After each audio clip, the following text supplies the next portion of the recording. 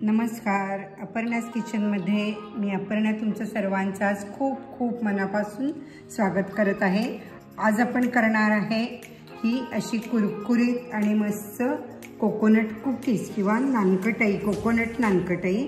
बघा, आपण ही अप्पे पात्रात किंवा ओव्हनमध्ये अशी दोन्ही दाखवलीत मी आणि अगदी कुरकुरीत झालेली आहे आणि मस्त टेस्ट असते याची आणि बरेच दिवसही टिकतात आणि साधारण 10 ते 15 मिनिट आपल्याला वेळामध्ये घरच्या घरी आपण करू शकतो। तर पटकन आपण पाहूया कशी करणार आहे कोकोनट कुकीज। कोकोनट कुकीज किंवा कोकोनट नानकटाईसाठी आपण पहिल्यांदा साहित्य काय घेतलेलं आहे ते बघूया। इथे आपण मैदा घेतलेला आहे, हा 1 कप घेतलेला आहे। एकाच वाटीने तुम्ही सगळं साहित्य मोजून घेऊ शकता। याच्याबरोबर निम्मी आपण पिठी साखर घेतलेली आहे, म्हणजे अर्धा कप पिठी साखर, साधारण अर्धा कप आपण साजूक तूप घेतलेलं आहे। त्यानंतर डेसिकेटेड कोकोनट पण हे छोट्या कप आपण घेतलेला आहे, म्हणजे 1/3 कप आहे तो। त्यानंतर कॉर्न फ्लोअर आपण 2 टेबलस्पून किंवा 1 टेबलस्पून असं घ्यायचं आहे। त्यानंतर आपल्याला सोडा हा 1/4 स्पून घेतलेला आहे, 1/4 चमचा सोडा आणि दही अगदी आपण थोडंसं म्हणजे अर्धा चमचा असं दही घेतलेलं आहे। पहिल्यांदा आपण साजूक तूप फेटून घ्यायचं आहे। असं फेटता फेटताच आपण यामध्ये पिठी साखर हळूहळू घालायची आहे। मैद्याच्या साधारण निम्मी अशी आपण साखर घेतलेली आहे। इथे तुम्ही कणिकही वापरू शकता।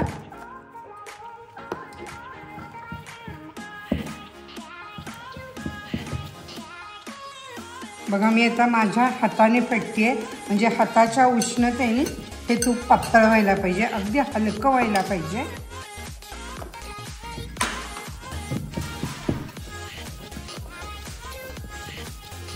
बघा, साधारण मी एक 4-5 मिनटं तरी हे केलं असं की ते हलकं झालं अगदी। आणि यामध्ये आपल्याला कॉर्न फ्लोअर घालायचं आहे।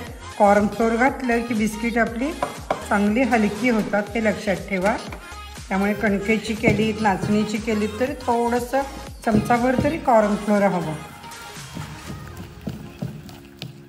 आता बघा, इथे फक्त मी अर्धा टीस्पून एवढंच दही घेतलेलं आहे, कारण काय आहे की आपण सोडा ज्या वेळेला घालतो त्यावेळेला दही घातलं म्हणजे दह्याची ॲक्शन दह्यामुळे सोड्याची ॲक्शन पटकीने होते आणि व्यवस्थित होते, त्यासाठी घालावं लागतं।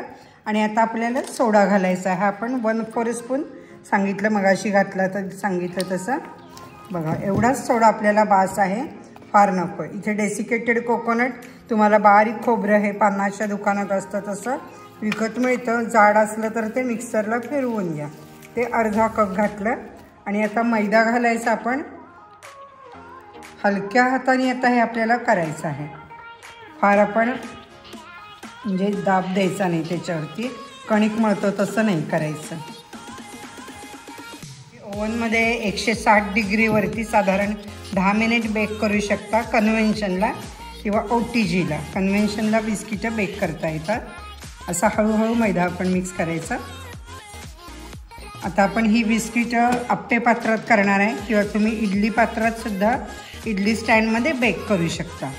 आता बरोबर झालं आहे, एवढा मैदा राहायला शिल्लक हा थोडासा 1 चमचाभर तो मी घालणार नाही आहे, कारण बिस्किट आपली व्यवस्थित व्हायला पाहिजे, त्याचे गोळे फार आपल्याला मैदा एक्स्ट्रा झाला तर तो नाही घालायचा। असे याचे आपल्याला छोटे छोटे गोल करायचे आहेत।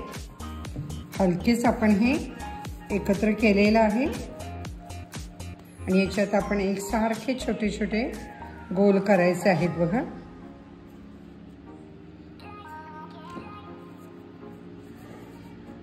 लहान आकाराचे करायचे, पेढ्याप्रमाणे करा, फार दाबून चपटे नाही करायचे, असे करायचे आहेत। बघा, असं डेसिकेटेड कोकोनट आपण याला वरही लावायचे, असं हलकीच ह्याच्यामध्ये ठेवायचं, सगळ्याला लावून घ्यायचं। असं आपण इथे अप्पे पात्र प्रीहीट केलेलं आहे। बघा, तवा मी ते अप्पे पात्र प्रीहीट केलेलं आहे। तवा ठेवला असा कुठलाही लोखंडी तवा घ्या, साधा घ्या आणि त्यावरती हे गरम करायचं, चांगलं झाकण ठेवायचं त्यावरती। अप्पे पात्र आपलं गरम झालेलं आहे, आपण त्यावरती असं झाकण ठेवलं होतं 1-2-3 मिनटं। तव्यावरती ठेवलं, मगाशी दाखवलं तुम्हाला मी, आता आपण ही साधारण 20 बिस्किटं झाली मध्यम आकाराची, ही आपण याच्यामध्ये ठेवायची आहेत. आणि आत्ता गॅस मी बारीक ठेवलेला आहे, इथे गॅस मोठा करायचा नाही आहे आपल्याला.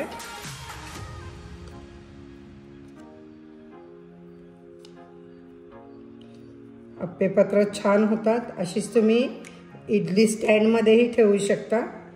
फक्त चेक करायला लागतं इडली स्टँडमध्ये ठेवताना. मध्ये यावरती आता आपण झाकण ठेवूया आणि साधारण एक 5 ते 6 मिनिटांनी उघडून घेऊ. साधारण 6 मिनिट झाले आणि बघा आपली ही बिस्किट बेक झालेली आहेत. कुकीज उलटायची, ही उलटावी लागतात आपल्याला. मस्त गोल्डन कलर आलेला आहे. आता आपल्याला ही फार वेळ ठेवायला लागणार नाही, एक 3 ते 4 मिनिटामध्ये होतील, कारण याची फुगायची प्रोसिजर झालेली आहे. आपण ओव्हनमध्येही लावलेली आहे, तीही दाखवणार आहे. आणि मुख्य म्हणजे याला तूप वगैरे लावायची गरज नाही आहे आपल्याला. किती सुरेख आहेत. आता फक्त 2 मिनिटामध्ये होतील. अगदी बारीक गॅस, इथे मी गॅस कधीही मोठा केला नव्हता.